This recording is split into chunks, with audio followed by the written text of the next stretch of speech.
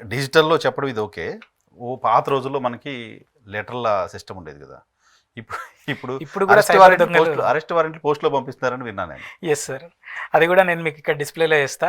So recently మనకు హైదరాబాద్లోనే ఒక పర్సన్కి ఒక ఫిజికల్గా పోస్ట్ వచ్చింది. సో ఆ ఫిజికల్ పోస్ట్ చూసిన తర్వాత లెటర్లో ఫ్రమ్ అడ్రస్ ఉంటుంది కదా, ఫ్రమ్ అడ్రస్ లక్నోలో ఉన్న గోమతీనగర్ పోలీస్ స్టేషన్ పోలీస్ ఆఫీసర్ నుంచి వచ్చింది. ఈ పోలీస్ ఆఫీసర్ నుంచి నాకెందుకు నోటీస్ ఏదో వచ్చింది అని చెప్పేసి ఓపెన్ చేసి ఎన్విలాప్ ఓపెన్ చేసి చూసిన తర్వాత అందులో ఒక ప్రింటెడ్ ఎఫ్ఐఆర్ ఉంది. ఎవరైనా సరే ఎఫ్ఐఆర్ అనేది legally everybody can download sir. ఏ స్టేట్దైనా సరే ఒక క్రైమ్ నెంబర్ మనకు తెలిస్తే డౌన్లోడ్ చేసుకోవచ్చు. ఈ క్రిమినల్స్ ఏం చేశారంటే ఒక సైబర్ క్రైమ్కి సంబంధించిన ఎఫ్ఐఆర్ని డౌన్లోడ్ చేసి దాంట్లో ఉన్న ఫ్యాక్ట్ ఎడిట్ చేసి దాంట్లో ఉన్న క్రిమినల్ నెంబర్స్ ప్లేస్లో మన విక్టిమ్ యొక్క నెంబరు, ఆ పేరు ప్లేస్లో వీళ్ళ పేరు పెన్తో రాశారు. ఓకే, ప్రింటెడ్ ఆన్లైన్లో ఎడిటింగ్ కాకుండా చాలామందికి ఒక్కొక్కరు పేరు ఎడిట్ చేయాలంటే వాటికి టైం పడుతుంది కాబట్టి వైట్ పేపర్ల మీద ప్రింట్అవుట్లు తీసుకొని వీళ్ళు పెన్నుతో రాసేసి దాన్ని నీట్గా ప్యాక్ చేసి ఎన్వెలప్లో పెట్టి చాలామంది విక్టిమ్స్కి ర్యాండమ్గా పంపించడం జరుగుతుంది.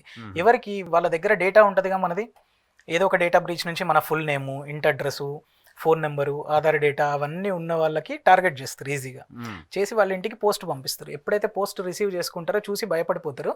ఫ్రమ్ అడ్రస్లో వాడి ఫోన్ నెంబర్ ఉంటుంది. గోమతీనగర్ పోలీస్ స్టేషన్ నుంచి పోలీస్ ఆఫీసర్ది నెంబర్ ఉంటుంది. అసలు హార్డ్ కాపీ పేపర్ వచ్చిందంటే దాన్ని ఫేక్ అని ఎవరు అనుకునే పరిస్థితి ఉండదు. లేదు, ఫిజికల్గా కాబట్టి చాలా భయపడతారు. సో నిజమేనేమో అనుకొని అప్రోచ్ అయ్యి నేను లక్నో దాకా రాలేను సార్ అది ఇది అంటే మళ్ళీ అప్పుడు they will convert it to digital arrest. యూనిఫామ్లో ఉండి ఫోన్ మాట్లాడడం కానీ, సరే okay I can understand your problem, cooperate with us, we will just enquiry you in online, మీరు ఒకసారి వాట్సాప్లో వీడియో కాల్ చేయండి అంటే చేసినప్పుడు ఆటోమేటిక్గా ఆ పర్సన్ యూనిఫామ్లో ఒక పోలీస్ స్టేషన్ సెట్లో కనబడతారు.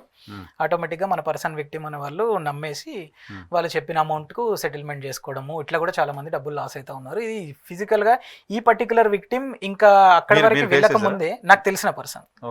సో ఇట్లా వచ్చింది అని చెప్పేసి నాకు పంపించిన వెంటనే నేను అక్కడ కన్ఫర్మేషన్ చేసుకున్నా. అక్కడ ఎఫ్ఐఆర్ ఉంది కానీ అందులో ఉన్న ఫ్యాక్ట్స్ ఈ పర్సన్వి కావు, అందులో ఉన్న డీటెయిల్స్ వేరే పర్సన్వి. ఆ ప్లేస్లో మనోడిని రీప్లేస్ చేసేసి వాళ్ళు రాసి పంపించారు అనమాట.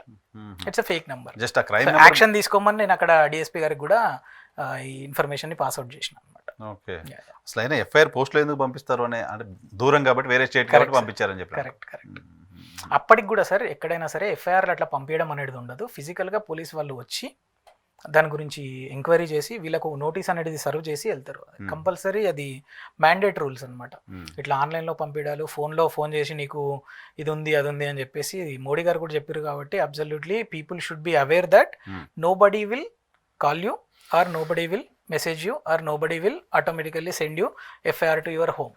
జస్ట్ ఎఫ్ఐఆర్ లో ఉన్న క్రైమ్ నెంబర్ చూసినా ఆ క్రైమ్ ఏంటి మనమా కాదని తెలిసిపోతుంది. అవగాహన ఉన్న జనాలు అయితే ఇంటర్నెట్ లో ఓపెన్ చేసుకుని ఆ క్రైమ్ నెంబర్ చూసి అందులో ఉన్న ఫ్యాక్ట్స్ చదివి నా పేరు లేదు వేరే పేరు ఉంది ఇది క్రైమ్ అని తెలుసుకుంటారు సార్. కొంచెం తెలియని వాళ్ళు, కొంచెం పెద్ద మనుషులు ఉన్నారు ఇప్పుడు 40-50 years ఏజ్ వాళ్ళు, ఇప్పుడు పిల్లలు 25-30 years, దాని తర్వాత కొంచెం ఎడ్యుకేటెడ్ పీపుల్ వాళ్ళు వీళ్ళు ఉన్నారంటేనేమో వాళ్ళు ఇంటర్నెట్ లో సెర్చ్ చేసుకుంటారు నిజమేనా కాదా ఎఫ్ఐఆర్ అని.